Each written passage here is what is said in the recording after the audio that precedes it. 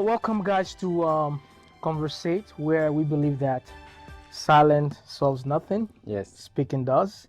that's And right. we're here to have a conversation Mm. about the recent, incident regarding a Caucasian police officer Yeah, and a black gentleman. yeah. And so today we're going to talk about racism from a Christian worldview. Mr. Jumba, can you introduce yourself to the audience? Yes, I'll gladly be happy to do that. Yeah. First, I thank you for the opportunity to have this conversation. I should say, this much needed conversation. Yeah. So I thank you for choosing to have conversations such as this, which are not necessarily comfortable, but I applaud you for choosing to do that. So my name is Eddie Jumba. I am the senior pastor of Dominion Church International Toronto. It's a church that really functions as a family. We are located here in Toronto, 2256 Shepherd Avenue West. And we've been here for since 2002. We we have seen a lot of things happen. We are not, in terms of numbers, we are not what we call today the mega churches where you have 5,000 people. Yeah. We actually have a fairly, compared to that number, a fairly very small number compared to that. However, we have seen so many big things happen for as long as we have existed here as a church. And I know that I cannot put it any other way why that has been the case. So this church does not belong to an individual, it belongs to Christ himself. God has blessed us with people who have come and they have embraced what is going on, and they have really taken this on as their own ministry, as their own family. And that is how we have been able to exist here as a small but a very cohesive group of people who are trying to make a difference in Toronto and the globe over. Wow. Yeah, in a nutshell, that's the church where I go to every Sunday. Okay. So your church is inclusive in terms of welcoming all Yes, nations. absolutely, absolutely, yes. The church was founded by a pastor who originally comes from Uganda, Pastor Robert Ambrose Kaziwe. But if you had a chance, you would see flags of all nations around our church. And it's actually intentional because the idea is that, which which fits perfectly in the conversation today. Yeah. We are acknowledging actually that it is a reality that we all come from all different walks of life, but we can be one. We can be one. We can Wow. be one. Yeah, And because the issue of race is very deep, it is. Yeah. and you mentioned something that, based on your sermon that I watched today, that this resistance is not just because of the death of Floyd. Yeah. It's something that has been happening, and you talked about how racism now is being broadcast, Correct. and because it's been broadcast, that's the reason why people are actually coming out to protest. Yeah, in such big ways. Yeah. Referencing Dr. Martin Luther King, because he is an example of the civil rights movement and the person who helped fight against injustice in Yeah. the U.S. Yeah. And this is one of his quotes. It says that what is wrong in our world today is that the nations of our world are engaged in a bitter, colossal contest for supremacy. And then he also mentioned that oppressed people cannot remain oppressed forever. The yearning for freedom eventually manifests itself. Oppressed people cannot remain oppressed forever. Forever. Yeah. Yeah. The yearning for freedom eventually manifests itself. And then lastly, he talks about how freedom for any is freedom for all. For all. Yeah. How do you respond or describe, or is there any such thing as race, racism? Yeah. Good question. I'll tell you something, because I know you have called me here to speak as a pastor, something that I really hold very dearly if I'm asked to speak as a pastor. Not that I ever escape that. I cannot escape that from the day I became a pastor. I cannot escape the reality that I'm a pastor. So I However, when specifically somebody says, speaking to you as a pastor, I need a perspective from you as a pastor. First of all, it's a very daunting place to be in, because for me, pastor means you are representing the word of God.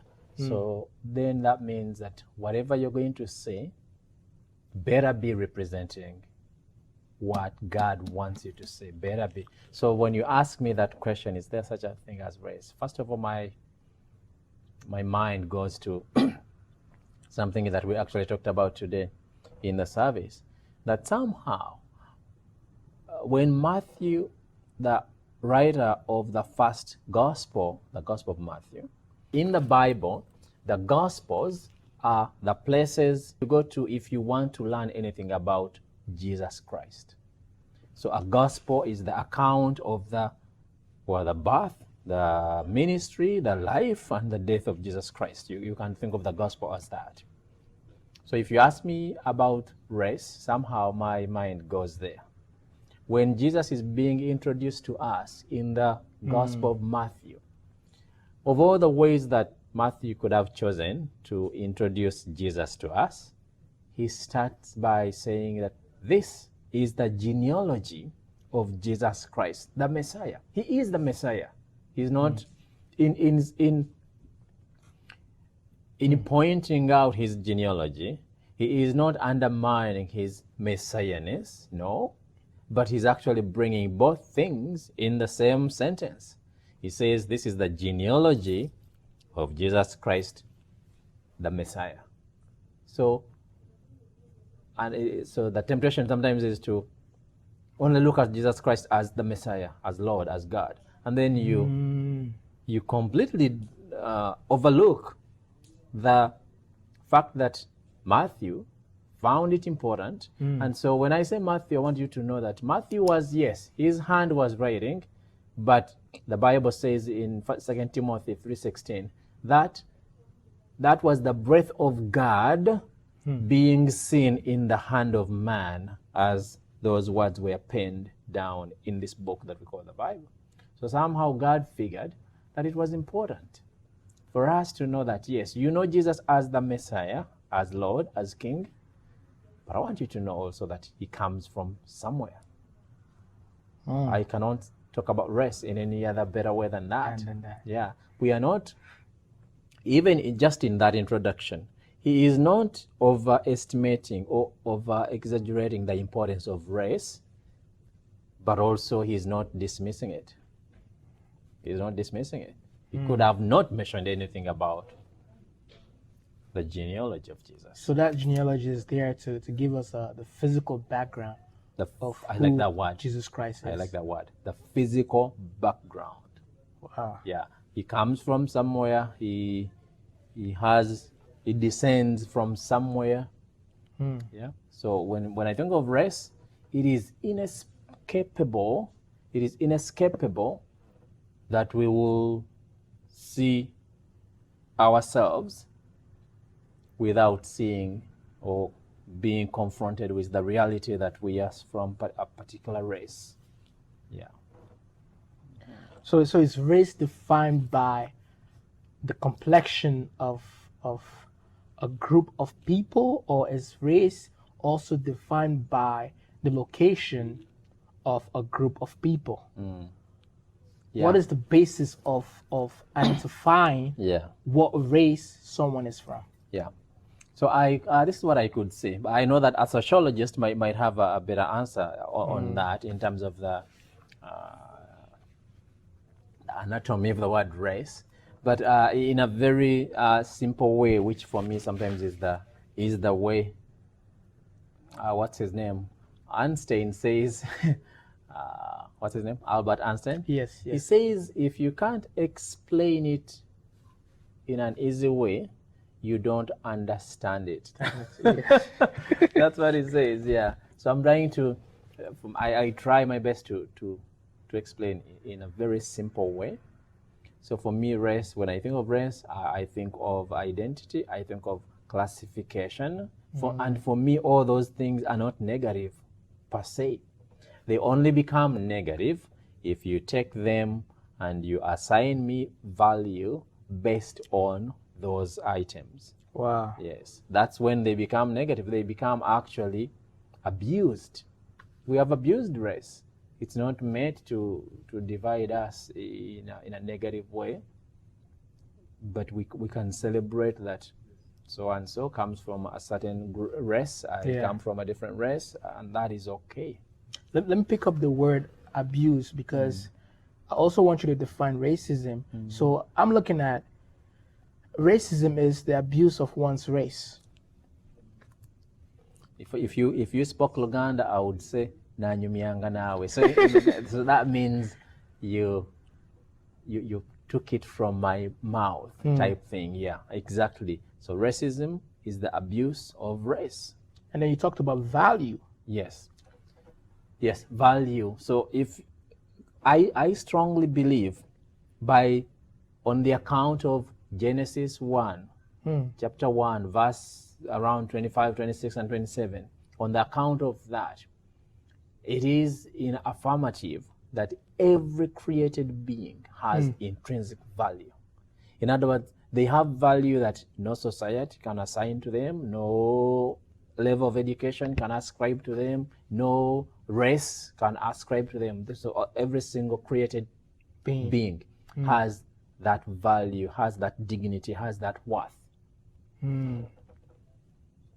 So it is very important when we assign value onto people using any other criteria other than that they are created in God's image, we are risking abusing that thing, whatever it is that we are using to assign people value. So, for example, in this case, race. If you're going to assign me value, if my worth, if my dignity, if my importance, if you're measuring it on the basis of my race, you are abusing race. Just pay attention to that for in a little bit deeply.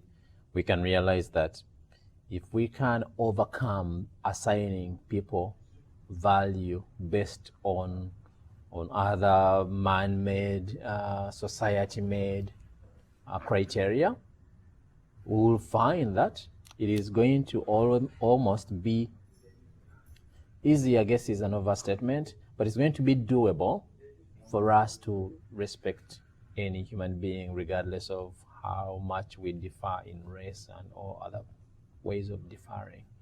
If we can, I think it was Bible studies that day, I said, if we can, something I learned earlier on in my training as a chaplain, if we can bring ourselves to a place of celebrating people just at the level of them being human beings, just at that level. You and I, we come across, yes, you come from West Africa, I come from East Africa, or you come from a different race or a different tribe. You may sometimes, maybe you're even a non-Christian, I'm a Christian. You are white, I'm black. If I can bring myself to that place of, first of all, celebrating you at the level of, this is a human being, this is a fellow human being. It is going to be very doable for me not to violate you as a black person just because I'm a white person. Not to violate you as because you are a non-Christian and I am a Christian. It is going to be very doable for me to do that because I have already, at the level of you being just as a human being as I am, I'm already celebrating you at that level. It's not going to be easy for me to violate you at any other level, either race level or religion level or whatever difference that we might have. So in essence, you're trying to say that, based on my understanding, is that yes, we are made in the image and likeness of God. Yes. So when I see somebody who's not my race, or when I even see somebody who's like me, my first view towards that person should be that this person is the image and likeness of God. Absolutely. Or the person should identify themselves as a created being in the image and likeness of God. Even the person might not share my religious belief. Yeah. They might not share my race. They might not share my background. But that, I think, under the U.S. Constitution, talks about how we are all one under God. Yeah. We are all created equal under God. Yes. You're right, Brahim, actually. It actually says exactly that, created equal. So any person you ever encounter, regardless of the physical differences that might be physical differences. present, if you can first of all celebrate them as fellow bearers of God's image, you celebrate them at that level. When you respect them at that level, when you embrace them at that level of, you know what, yeah, that brother, yeah, looks so different from me, but I know that he's a fellow bearer of God's image, and I value them for that. Because that's how that's the lens God uses to look at us. He knows that we are bearers of His own image, and if we take that way of looking people, or looking at people, or viewing people, it's going to be difficult to devalue them. It's going to be difficult to violate them, because we know that we don't want to violate the image of God. So any attack on a human being is essentially an attack on the image of God that they bear. You know what? I have to testify, because one of the reasons why I'm actually doing this is because I develop a deep hatred towards white people, and because of the things that they have done. Even me as a believer, as a Christian. But when I encounter individual Caucasians, and you talked about the treatment of people should not be based on their physical entity, you risk abusing it, when you and do that, I'm like, you know what? Why do I have such a deep hatred towards a group of people? Like, I was generalizing, even though yes, whatever they have done in the past in our history, and I'm still keeping this deep hatred within me. And even as a Christian, and when I see any white person, I want to like curse them, I want to kill them, I want to hurt them. You talk about the heart of man is desperately wicked, and those were the thoughts in my heart. God eventually helped me along the way to encounter individual, and that actually changed my mind when I had a conversation with an individual. I'm like, you know what? Not all white people are like this. No. Just like you cannot say not all black people are like this. This idea of generalization has created an enmity between people having a view, and then they spread that view towards an entire group of people. That's right. That's my experience that I wanted to share. Yeah, I know, and that's an amazing thing that you share, Brahim. The reality, because some people might hear, oh, those two, they're Christians, so maybe they don't get it. They're not sitting on the same pain as some of us may be sitting on. I'm like, no, you haven't maybe listened to me enough, and haven't shared with you some of the struggles that I've had. So when you share something like that, so for my fellow Christians who are sitting and listening to us, if you're thinking that this whole idea of hatred, or this whole idea of really big resentment for another race is only happening out there, not in the church, no, I invite you to think again about that. So the question towards that, do you think there's also racism in church? Yeah. Do you think there's racism? Is there any instances? Yeah. I can answer the question in a few ways, but I'll go back to the message that we had today. So when the Bible says that the human heart is desperately wicked, and it is difficult to comprehend or to know fully, because it leaves it at the question level. It says, who can know it?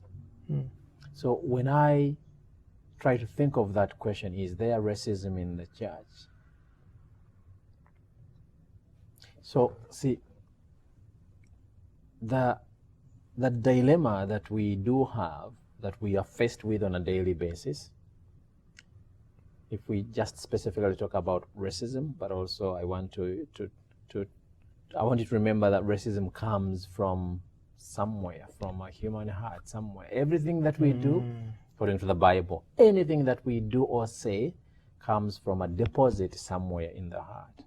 So now here is the answer to that question, a more direct one. So racism does not happen along lines of a group of people and a group of people. It happens along the lines of an individual and an individual. So I want to emphasize that as I answer that question. So when we come to the church is composed of individuals. Because it is composed of individuals, every single one of those individuals has what it takes to be a racist. Because this human heart is wicked. This human heart has the potential. There's a man I like a lot, Ravi, he died for a few days ago, a couple of weeks ago. He always used the word proclivity, but it means the potential, or almost the possibility, or the readiness, the reality that you and I are susceptible to evil. You and I could engage in evil. You and I could engage in any form of evil. You mentioned it, and racism is one of those. So I cannot take it away from that way of looking at evil, because for me that is the foundation, that is the core. At the core, all of us are capable of these things. So is racism present in the church? Absolutely, as present as it is in any street of North America. Absolutely. We were on a Zoom call with pastors across North America, and yeah, one of the members actually shared something that that shook everybody who was on the call. It was a call of so many people, pastors, like 250 pastors across North America. And they brought it up. Yeah, somebody. It was actually a phone. The Zoom meeting was a prayer session about the events that are going on, and then at some point, one of the black pastor, he shared something. He was called upon to pray toward the end. Yeah. I don't know if they knew what was coming, because the facilitator was a white man, was a white bishop. Wow. And he said, you know what? Actually, if I recall his words, he says, you know what? In all the prayers that have come before mine, I'm hearing a lot of sympathy, and he says, we've had enough sympathy. People have sympathized enough. It's time to empathize. It's time to empathize. And then he gave an example of an incident where he experienced racism as a new pastor to this church, which had been used to, they had been used to seeing a leader who is white. So the whole idea of a leader of the church who is black was very foreign to them, was very uncomfortable. So it took, I'm talking about in the church, so it took them a few months of really transitioning to see him as the pastor of that church, the leader, the shepherd of that flock in the church. And this was nothing to do with his theology, his teaching. No, it had everything to do with, it came down to him being a black man, pastoring a church where it was predominantly members of Caucasian in the church.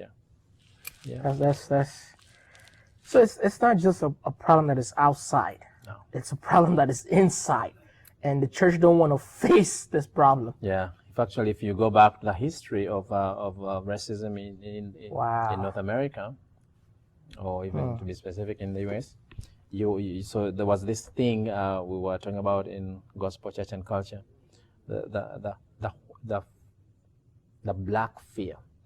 So there is actually even today such a thing. I don't know if you're familiar with that concept, the black fear. Not really. So there is a thing such as the fear of the black person. So this thing was actually preached on pulpits. So in the North, in the US, you hear, in the Baptist church, you hear of the North and the South. But one of the groups was preaching anti-black messages on the pulpit. They were preaching anti-black messages. So the fear of the black became a thing that was actually shared even in churches. So the fear of black is that idea. You are just a very common example. You are walking up the street, and a white person is approaching you, and you notice that they take unnecessarily many steps away from you to give you way so you can pass. It's a real thing. I don't know if you've ever encountered it, but it is a real thing. What I wanted to say to you, that there was a time when that kind of thing was preached on pulpits. Yeah. Thank God for today. I think we have taken some steps as the church. Look at us. You have invited me to speak on this as a pastor. So that's because the problem that I have in the Christian community is that we shy away from giving our views on things that matter in society. Because we want to be neutral. We want to be... But these are things that are affecting the people, even the people who are coming to church, our members. They have to face these issues of racism outside in their workplace. Yeah. When I was ordained, there was something that I prayed to God to help me as I do ministry, as I understand how to conduct myself as a pastor. And I wrote it somewhere here on my Bible. Let's see what I wrote. Just right on that point. I said that I only become effective when I do what God has told me to do, and when I minister to the needs of my congregation. So help me, God. This is one of my daily prayers. The needs of my congregation. Yes, because you are 100% right. For me to sit here now and say, oh, the events that are going on in the world are not affecting the members of the church, that's delusion. I'll be lying to myself. Yeah. My own son is talking about this in a way that is a little bit concerning.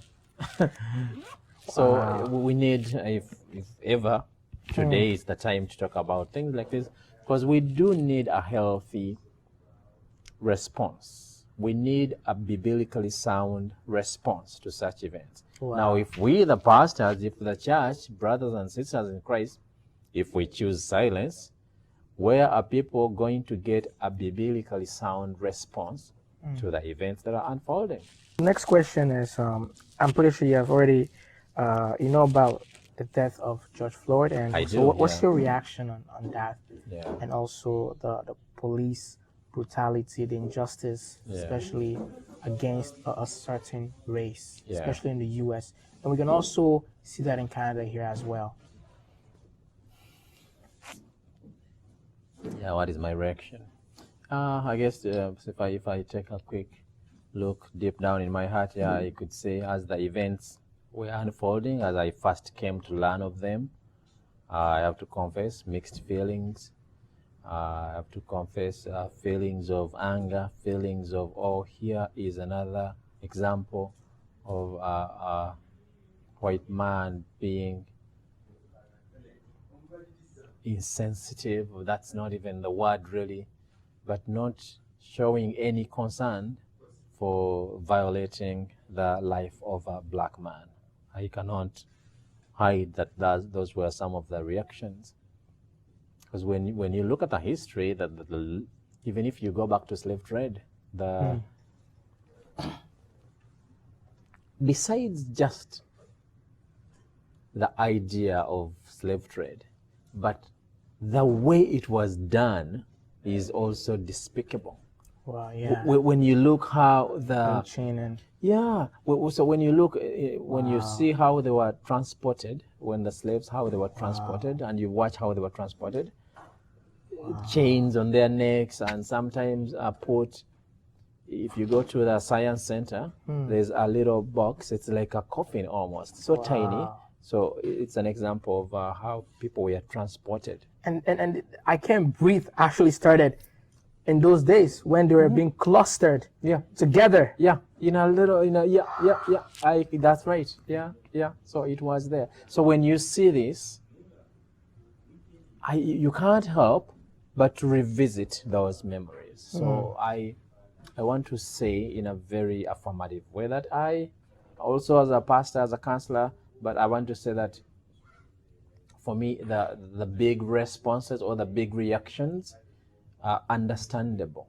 This is not to promote any form of violence or any form of revenge. No, this is not to, but it is to validate that if somebody watches that image and they feel something really big in them. That is okay. So that is understandable. That is them confronting the reality of, wow, this image still can generate such a big thing in me. Wow. This image has the potential to really get me going. It is okay to acknowledge that. It is okay to acknowledge that and to say that, wow, this is this image really bothers me. The image itself speaks volume, because you have a black man lying down fighting for his life. You have a police officer who's supposed to secure the life of the man. Yeah, keep him safe. Yeah. Keep him safe. And he was pretty much named the truth of this man on the ground, and the man is grasping for air. And then there's also other police officers around. So things are happening in our society, but people are not taking actions. People are not coming out to stand for people who are victims, people who are being mistreated. And when you notice what is happening to these other police officers who are standing, in a way they are ensuring safety, but whose safety do you think? The police officer. Because when you notice the crowd, it's beginning to form a little bit. This woman also who is engaging the police officer, and other people are joining. You notice that this police officer, I remember it so vividly, you notice that the police officer is going to ensure that nobody comes close. Not so much comes close to George, no, but comes close to the police officer. Yeah. I mean, that incident actually can take us back to our history when certain individuals were hurting our people, and people were just watching. People in church were just watching. Yeah. So watching, if we were to go to that image, watching, or the history that you point out, just watching on, is equivalent to promoting or to ensuring that the thing continues. So in that image, this police officer, he looked Asian. Wow. The one who was standing, the Asian guy. By watching, he's ensuring that, what's his name, Derek? That Derek continues to do what he was doing. Because he could have turned to him and said, buddy, you know what? The guy is barely breathing. You know the impact of if that word came from him and said, buddy, you know what? The guy is barely breathing. And he's cuffed. We got him good. He's ready. He's not going to be able to punch you or hit you. He was in cuffs.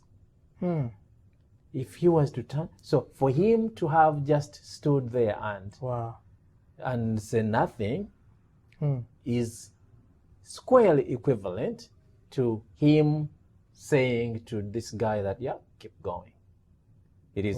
So that is what silence sometimes exactly means, because when Desmond Tutu, as he says, that to choose silence in the presence of injustice is to choose the side of the oppressor. To choose neutrality. When you choose to be neutral, when injustice is unfolding, by default, you have chosen the side of the oppressor.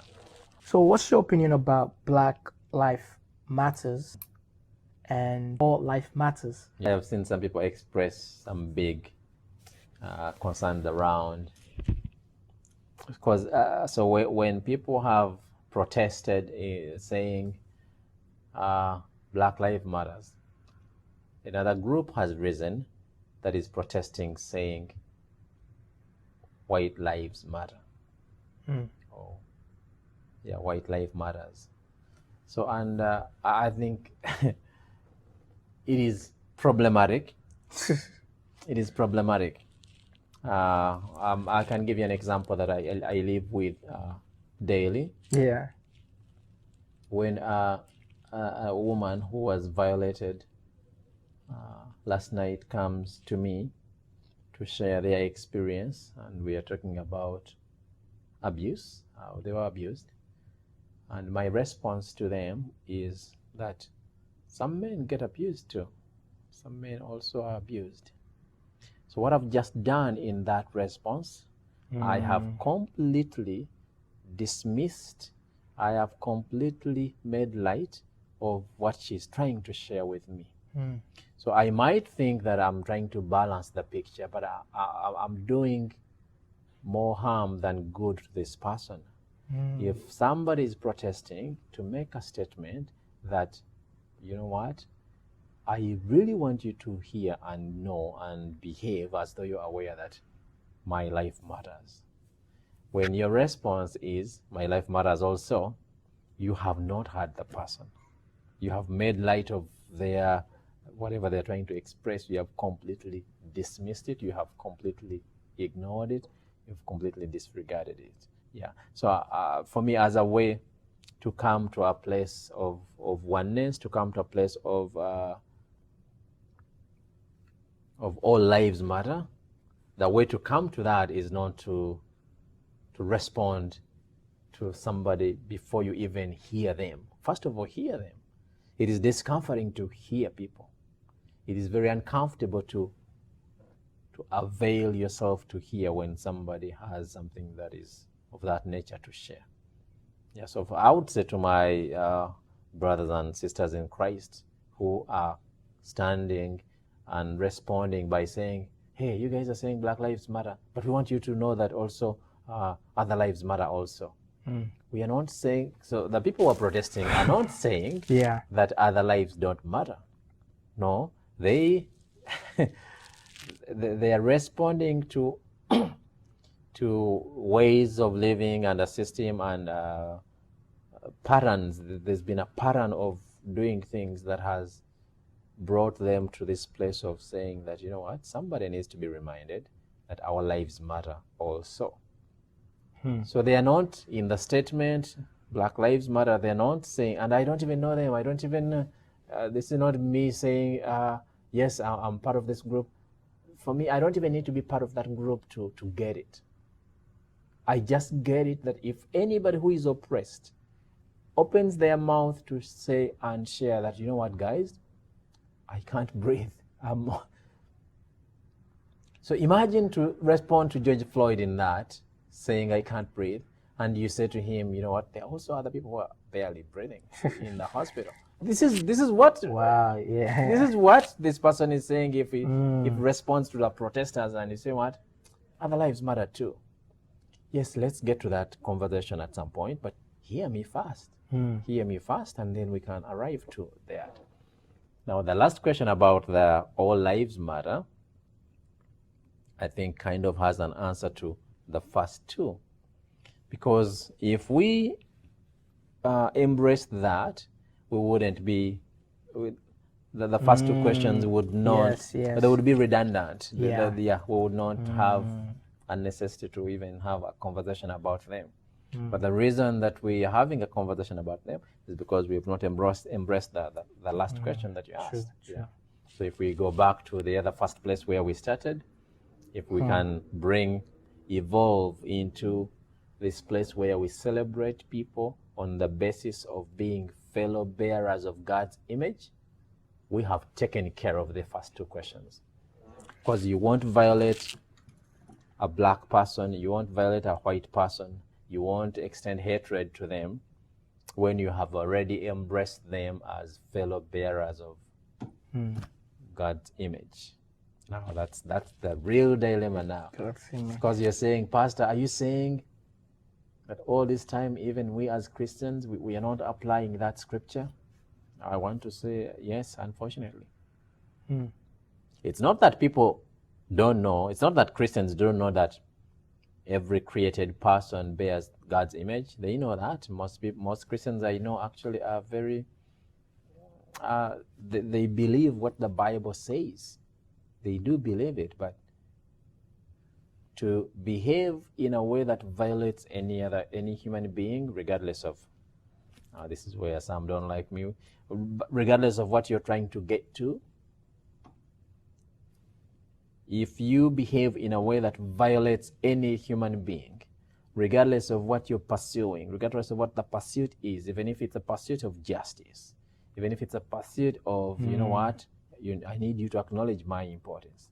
Even no matter how beautiful the pursuit is, if you violate a human being, on your way to getting to that place, you have just behaved as though you don't know that that human being bears God's image. So that's where I said at the end of the service that for Christians, not all means justify the end.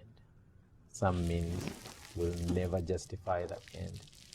But speaking on that line, let me read a quote from Dr. King regarding how we should pursue for social change, right? It says that King preferred means of non-violence to push for social change.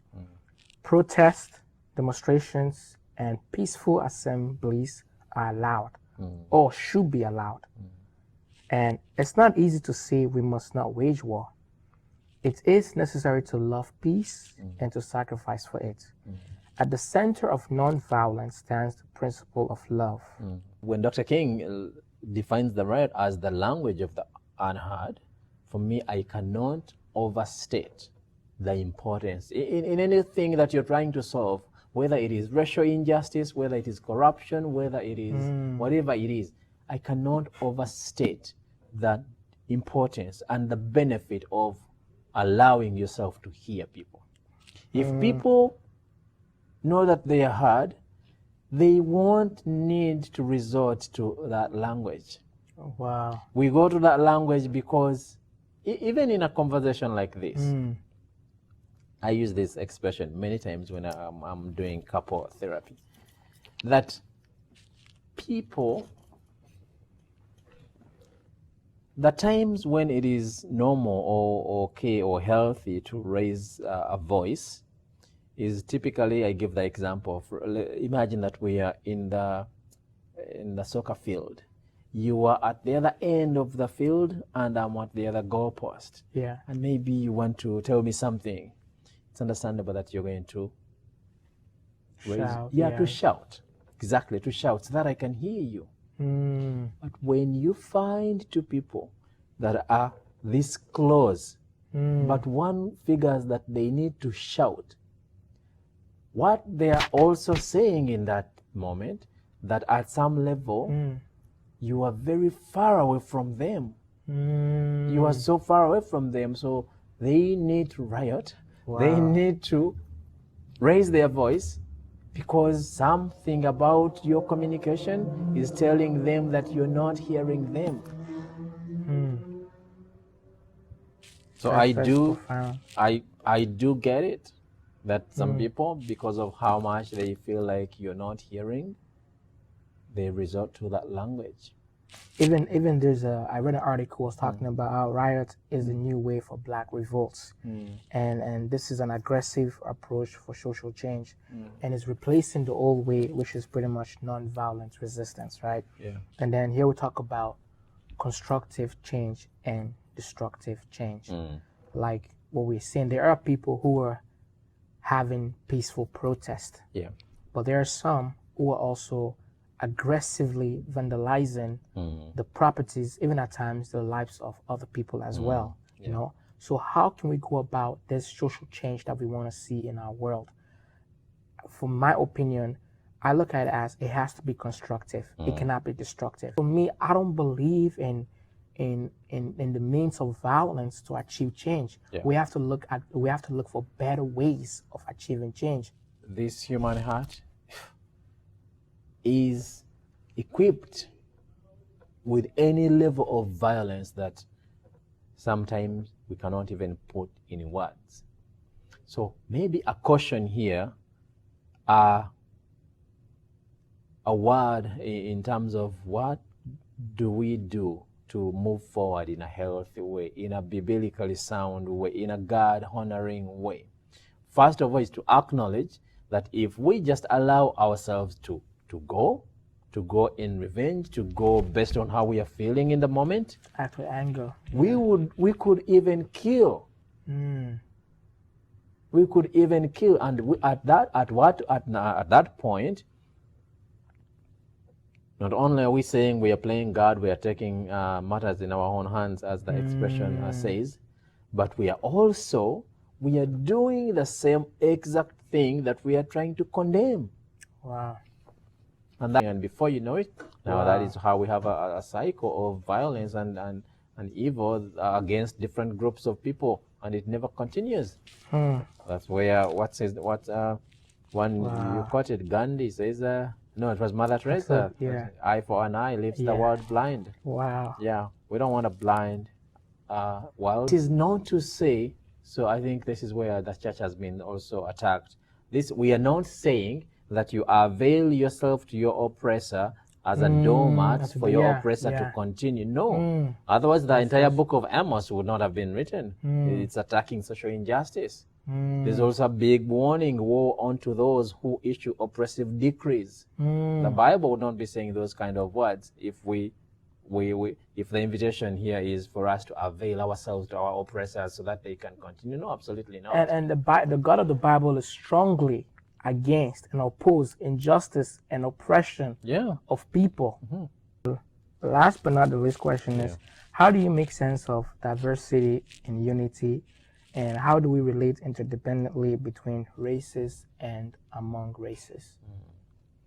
How do I make sense of diversity and unity? First of all, I would say my response would be I start by admiring this God. I think God is the finest artist there is in this world. So I start at that level.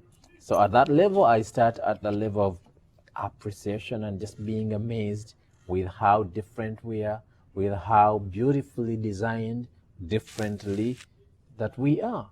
And for me, at that level, I start by celebrating and acknowledging that, wow. We are really, truly different. In appearance, in many ways, in language, and I started celebrating God at that level. That, you know what? Diversity is a reality. We are diverse in so many ways: culture, language, appearance, just physical appearance, skin color. We are very diverse. So, and for me, that is okay. It is okay. It's something we should celebrate. It's something we should embrace. Unity would only be possible. So if we revisit the other part, it would only be possible if we are not using the diversity, so the race, the color, the language, the gender, the physical appearance. We are not using that to measure how valuable or less valuable that person is. If we don't do that, we are going to enjoy unity in diversity. Sounds a very beautiful concept, unity in diversity, but it's impossible to apply if you're still holding on to your socially ascribed value to people based on their color, their race, their gender, their religion. You won't be able to do unity in diversity. So what is the uniting force that can bring all of us together? Do you have any, maybe an opinion regarding that uniting force that you think that will bring the whole world together, or maybe the white and the black together? And I know it's been on paper when you look at all these global arrangements for peace and reconciliation. So somehow my heart goes back to the story that I shared with you about the genocide in Rwanda. One of the thing that ultimately stood out as a significant step towards the reconciliation process or project, as they called it, was, you'll be amazed, was this seemingly very light moment where they brought, at the local villages, they brought people, and the entire purpose of coming to these meetings was that people who had either lost somebody or people who were still grieving were going to stand, they will speak, and the rest of the people who were attending, they had one job: listen. So what the world now knows, Rwanda, things are so much better in Rwanda, the reconciliation process. The most significant step towards that, which has become now an example of how to bring about reconciliation after a very difficult incident, it starts at the point of you open your ear as the other person opens their mouth. There's a word for it in the local language of Rwanda, but it comes to this simple meeting where individuals come with one purpose. If there's somebody who's going to speak, the rest of the people are just going to be listening. And they did that in every village. So they went around, and it was unbelievable how many people had so much pain they wanted to release. Yeah. So it was facilitated by, as much as possible, by a neutral person. It was so hard to find a neutral person in the village, but it was facilitated by that. So to answer your question, if people are expressing what's the uniting factor, and this example has been borrowed by the UN when they try to do a peace and reconciliation projects across the globe. That example of facilitate moments where people can be heard, where people can be listened to. So if I even am to think of this, can you imagine the impact that it would have if, as the government or as the globe, whoever is in charge of that project, facilitates moments or places where, let's take America for example. Imagine if our president of America took it upon himself and says, you know what, in every community, I am going to start by ensuring that I'm capturing what people are sitting on. I'm going to avail an opportunity, a channel, an avenue where I'm going to capture what people are saying. People won't have a need to go to those levels of expressing those. For me, that's one example. But another core example. Sorry, Pastor. Yeah. Because the power of listening is profound. And I was just thinking in my head that if we have the world leaders to come together and just listen to the unheard voices, countries where injustice and racism happen. Yeah. For example, in the US, Donald Trump just, you know what? Let me call these people, or let me call their representatives, not just their representatives in high positions. Yeah. Call the local people who have actually experienced racism deep. Call them and don't speak. Don't even offer a solution. Just hear what they have to say. Even here in Canada too, Justin Trudeau or what's his name, Doug Ford, John Tory, just having that conversation and hearing out the unheard express themselves. You know what's happening with the indigenous communities? Exactly that. Wow. So it's called circles. So the government, at least in Canada, I'll give them a little bit, some credit there. Yes, a lot more action needs to happen beyond the words and the nicety. But yeah, there are some steps that have been taken, and you give a brilliant example. When you break it down, it comes to listening. They come and the stories are documented by the chiefs. So the indigenous people are arranged in they're not chiefs, band leaders. So they have a structure of governance. So there's a band. Everybody belongs to a band. It's like a tribe or a clan. We do have clans in Africa, so they do have bands. So band leaders, they do that. They facilitate those meetings, and there so much has come from it. For us now in the child welfare system, one of the things that has come out is actually there's a children's aid society for the indigenous communities, and there's so much benefit that is coming from it, that which we are noticing, because they are feeling listened to, they are feeling understood. The last question is, let me read this quote from Dr. King. Yeah. It says, "Let no man pull you so low as to hate him." Wow. Yeah. Let no man pull you so low as to hate him. I came to that point in my life where I was so low to the That point you where were I was hating. hating Yeah. individuals that I see who are not like me. We must learn to live together as brothers or perish together as fools. Yes. As much as Black life matters in Yeah. the context of non-Black people, all Black life matters, all Black life should also matter in the context of among us as Black people. And also, yes, because the reason why I before we get to Dr. King's conclusion regarding hate and love is because our life matters in the context of people who are not us. Yeah. But our lives should also matter in the context of our race. Yes. You understand? I, as a Black person, I have no right to take your life. I have no right to say, you know what? This Black guy who is just like me, his life does not matter. Yes.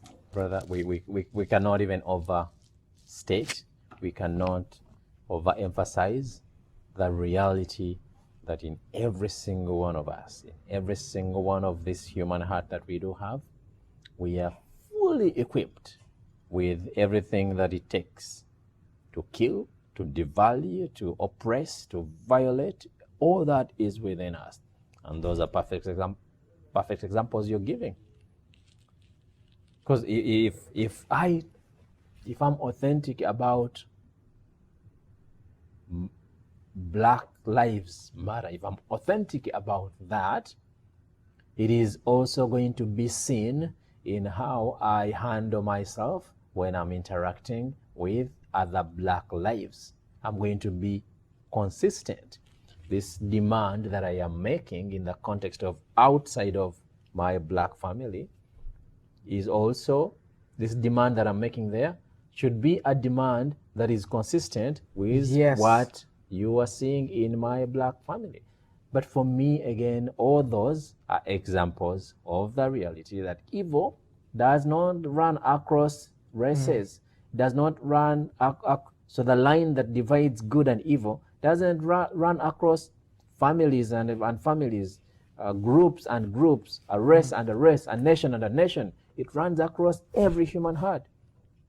So whether I'm relating with a brother, if I don't yield to the part of me that is good, I am going to extend evil. I'm going to serve evil to my family. I'm going to serve evil to my brothers. So for us to also take the minute there to acknowledge that if we are to be authentic, we are to also pay attention to how we conduct ourselves, among our brothers who look like us, before we also make the voice to the brothers who don't look like us. My own take on this discussion is that as much as, yes, we will continue to fight against injustice, police brutality against our race, but I don't want us just to end it here.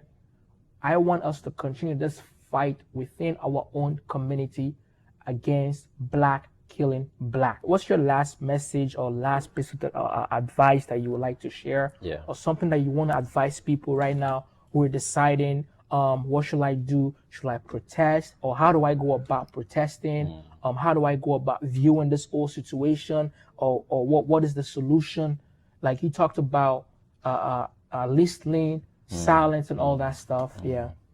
For my dear fellow believers, Christians there, my fellow, the people who look like me or on our skin color, people who don't look like me, people who are watching us, and they're keen to answer the question that my brother here has just asked, the question of what we do. I want you and I to allow this to be a reality that we remember always as we consider, should we participate, should we not participate, how far should we participate. As long as, first of all, I will address so if you're there and you believe in this Bible as authority, because I've been asked this question as a pastor, and I don't take that lightly. I want you to know that, yes, you've heard that the end justifies the means, but I want to say to you that not all means for a Christian will justify the end. I am aware that some of the ends that we are working towards right now as a race are very, very pure. They are very necessary. They are very good. They are good ends. But I want to say that not all means are going to be okay as we strive towards those ends. As we strive towards justice, as we strive towards fairness, as we strive towards equality, there are some things that are just not going to be okay for a Christian to engage in. For killing, hatred, those are not okay means of us getting to that place that we have called justice or equality or freedom. And all those are good things. But in that same balance, I also do encourage you, when God has given you the opportunity, do use it to speak love in the life of the other person you're choosing to address. Speak grace. Grace, as we have seen in today's sermon, is the unmerited favor. Speak forgiveness, speak mercy, speak kindness. The Bible says in Micah 6:8 that I've told you, oh man, what to do, but what does God requires of you? To love mercy, to walk humbly with your God, and to do justly. To do justly. Yeah. So if you are going to respond, for me, I'm not saying to you, protest or don't protest. I'm leaving that to you. But what I'm saying, whatever you choose, walk humbly with your God. Whatever you choose, do justly. Whatever you choose, love mercy. And may the good God who is inviting us to these things also give us that enablement. And now to all of us as the world, across all divides, race, religion, male, female, nation, language, I say to you that for every single one of us, regardless of whether you actually believe the Bible, now this is when I speak to everybody, regardless of whether somebody believes the Bible or not, for me, my belief and my understanding is that every single person that you will ever come across has value that was not assigned or should not be assigned by society, has value that cannot even be assigned by society, has value that was assigned to that person by the one who created that person, and that is God himself. That value is innate, that value is intrinsic, that value makes us the same in terms of worth, in terms of dignity, in terms of importance. It makes us the same. And if you and I can bring ourselves to a place of respecting that and celebrating that, we will be setting ourselves up for a possible easy conversation when it comes to even areas where we disagree. May God bless you.